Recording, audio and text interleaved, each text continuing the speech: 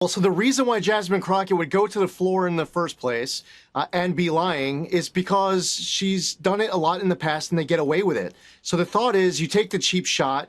There's not going to be any pushback, and it's a free hit on the right to change the narrative. The problem is that you better come at us with facts and truth, or you're going to end up regretting it. In this case, they say there's no picture of the donor, Jeffrey Epstein. Well, that's true on FEC.gov, but what it does say for occupation is that this person was a physician. What it does say is the date of the donation, and the date of donation was after that other Jeffrey Epstein was already dead. Now, why would Jasmine Crockett go on CNN and what happened last night? Well, that's just about doubling down on stupid. That was a word salad that makes, Kamala Harris sound like William Shakespeare.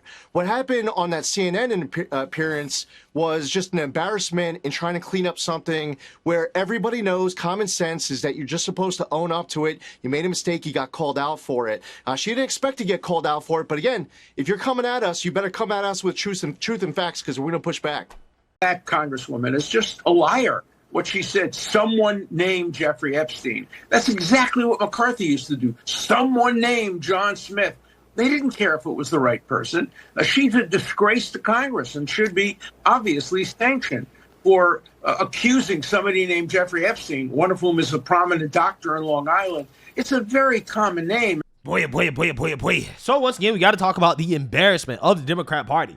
Ghetto Democrat Congresswoman Jasmine Crockett, who is currently having a really bad week, okay? Because she tried to basically say that Republicans were taking money from Jeffrey Epstein as she defended Democrats taking money from the Jeffrey Epstein, a convicted sex offender, right, in their witch hunt against President Trump, which has backfired.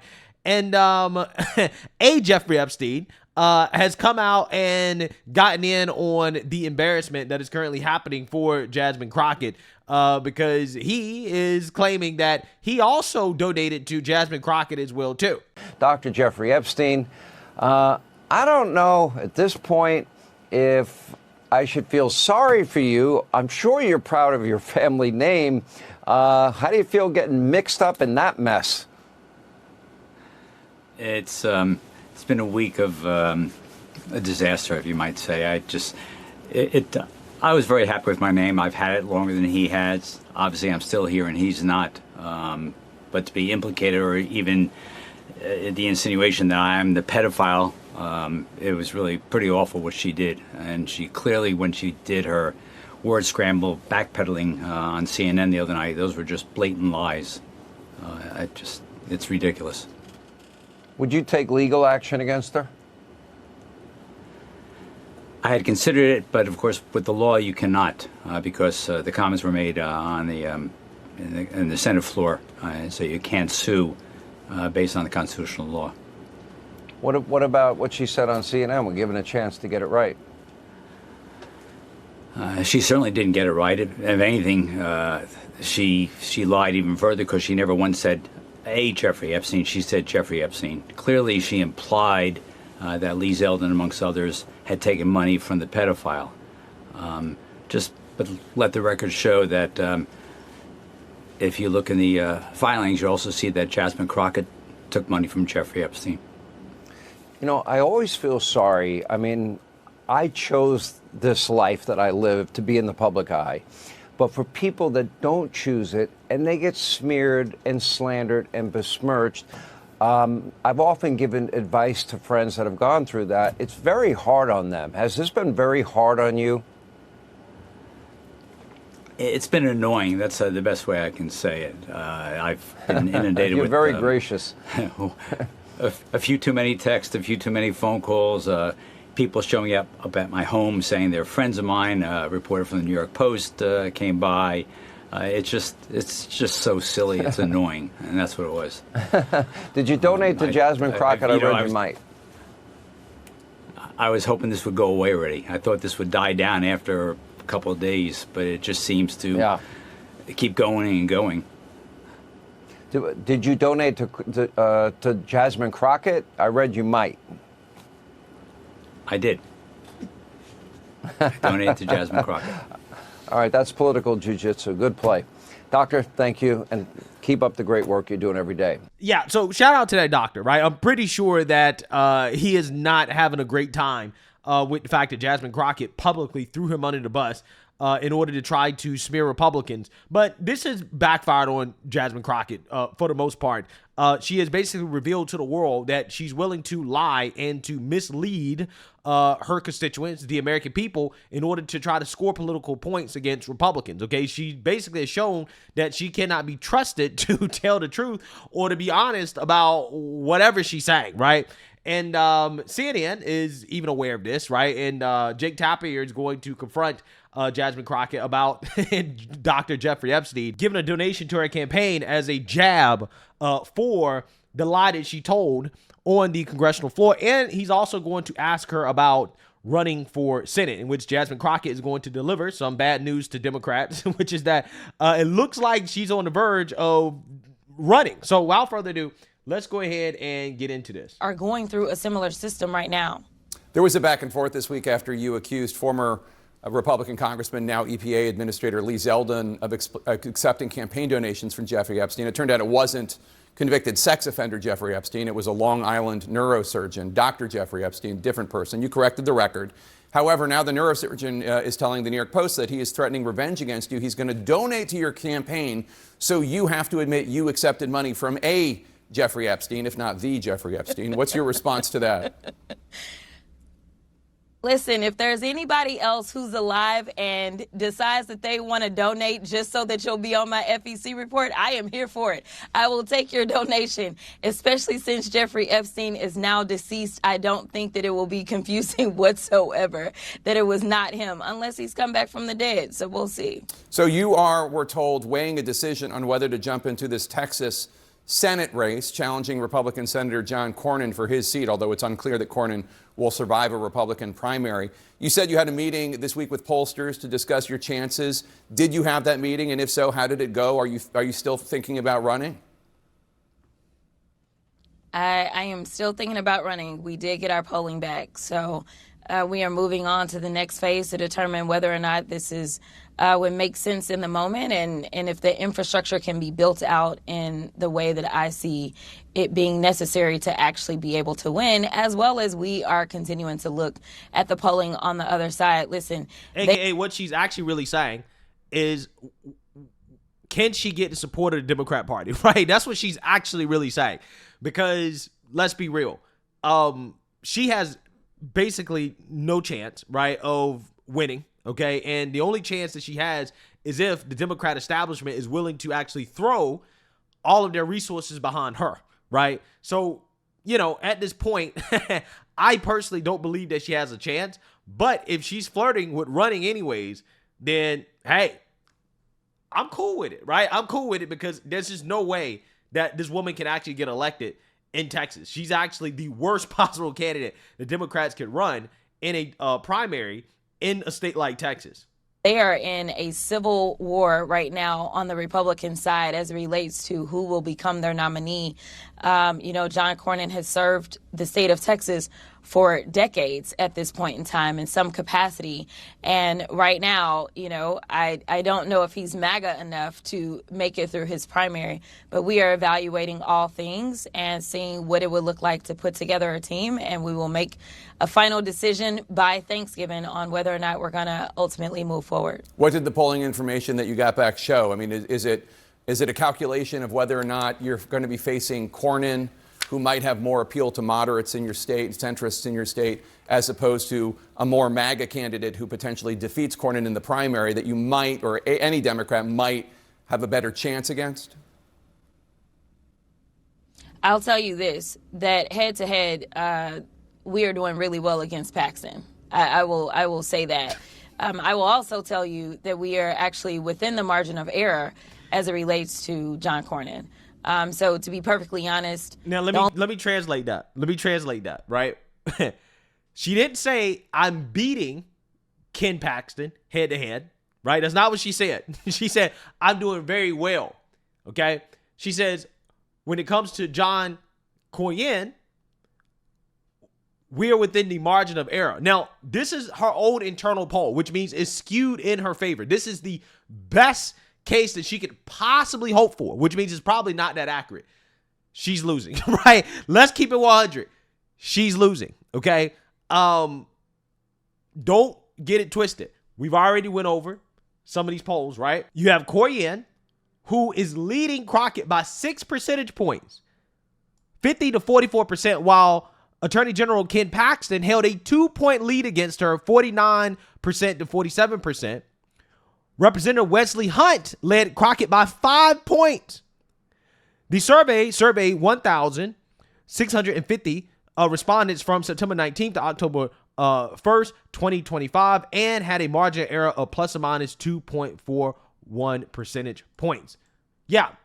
So basically what you have here, again, are polls that are showing Jasmine Crockett is getting her ass whooped basically by all the Republicans. Now, it is true that Ken Paxton gives her the best chance of winning, but we don't know how this primary is going to shake out, right? Between Corianne, Ken Paxton, Wesley Hunt. I mean, we really don't know if he's running. He claims he's running, but apparently he hasn't really filed yet.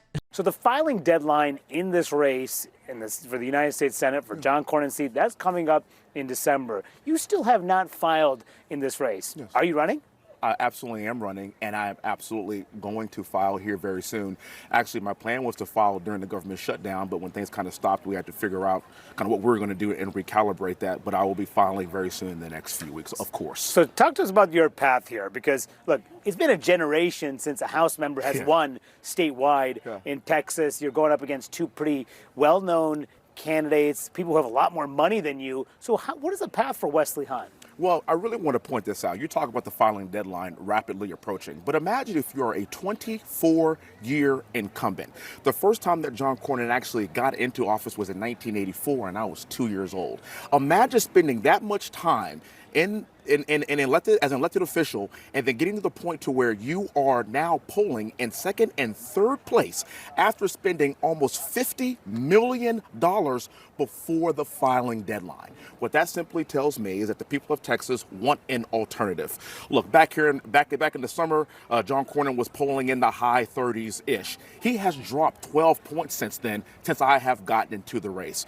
Our momentum is moving upwards, and you are correct. This is like a David and Goliath kind of story. I have a couple of smooth stones to throw at him, but guess what? They are very effective. And even though I may not have as much money as him, let me tell you something. There is a lot of momentum behind our campaign, and there is clearly a path, and that's exactly what we are going to exploit. The Cornyn people see you as a spoiler in this race. They don't think that you can win. They think that what's going to happen is that more likely this is going to be a runoff, which is going to force the party to spend millions of dollars, not just in the primary, but in the runoff as well. What do you say to them when they see you as a spoiler? Well, they clearly don't care about money because they've already spent $50 million. And you know we have tight races that's going to be in North Carolina and in Georgia and in Michigan. So at the end of the day, I don't want to hear about the resources conversation because you've already spent all that money. And I think it's time for young, vibrant, America First patriots, which is exactly what the state of Texas voted for because President Trump just won by 15 points, to step into the breach and lead this country for the future. The United States Senate is not a retirement community at the end of the day. And to see young faces like me in the vein of a J.D. Vance, who is 41 years old, in the vein of Marco Rubio, who is in his early 50s, in the vein of our Secretary of War, who's in his mid-40s. Look, our founding fathers were in their 20s and 30s when they founded this great nation. It is time for us to bring that average age down a little bit, and it's time for the next generation to step in and lead this great country. I know GOP leaders did not want you to run in this race. What about the White House? Has anyone at the White House urged you not to run? Well, the thing about the White House that I find to be very interesting is this. No one speaks for the White House. No one speaks for Donald John Trump. That man speaks for himself. The only thing I can point out is that he has stayed out of this race throughout the entire time. It's up to somebody to not be given his endorsement. It's up to somebody to earn his endorsement. Yeah, we're going to see what happens. I just want you guys to understand what she's actually saying. If she really was winning, she would just flat out say, I'm winning. The fact that she's not saying that she's winning means that she's not winning, right? Again, Jasmine Crockett, who's a loudmouth ghetto Democrat, she is not saying that I'm winning. She's saying everything except I'm winning in her own internal polls. And we've already had polls showing that doesn't matter which Republican she faces, she's losing, right? So again, what it's going to come down to, in my opinion, is whether or not the Democrats are going to get behind her. that's why I really don't know if she's going to run, right? Because if she can't get the Democrats to support her run, right, in the primary, okay, and in the general election, then she's going to have some problems. She's going to have some issues. So that's what she talks about in regards to building out the infrastructure that she needs to run. What she's basically saying is that, can I get the actual party to back me? Because she ain't winning, right? She ain't winning. Just like all the rest of the Democrats, they ain't winning. And she would be the worst candidate to go against Republicans because she's the furthest left. You can say whatever you want about Ken Paxton, right? You can say whatever, oh, he's MAGA, whatever, right? Say whatever you want. MAGA will win in Texas before a far left progressive wins at the Senate level. I'm telling you, it's not happening. A progressive is not beating a Republican at the Senate level, at the statewide level. Doesn't matter who the candidate is. It's not happening, okay? It's not happening. Only reason that I'm continuing to consider whether or not I do this is because my polling says I can win. That is the bottom line. I can win. The polling is not saying that you are winning. Your polling say that you can win. What does that mean, right? Does a 5-point defeat mean that you can win, right? And again, we haven't even started campaigning yet. Once they started campaigning, yeah, I find it hard to imagine that Jasmine Crockett could actually win once they actually start campaigning, because she's going to get exposed. The more she talks, the more she exposes herself, the more she turns people off, right? So, again, it's one of those things where you got to understand with these politicians, especially somebody like her, who's loud and confident, right? When she's saying things like, polling shows I can win, oh, polling shows I'm doing very well against such and such, or that I'm in a margin of error, everything except I am winning, or that I will win, right? It tells you everything you need to know. I guarantee you ask Jasmine Crockett, what does the polling say about you winning the Democrat primary?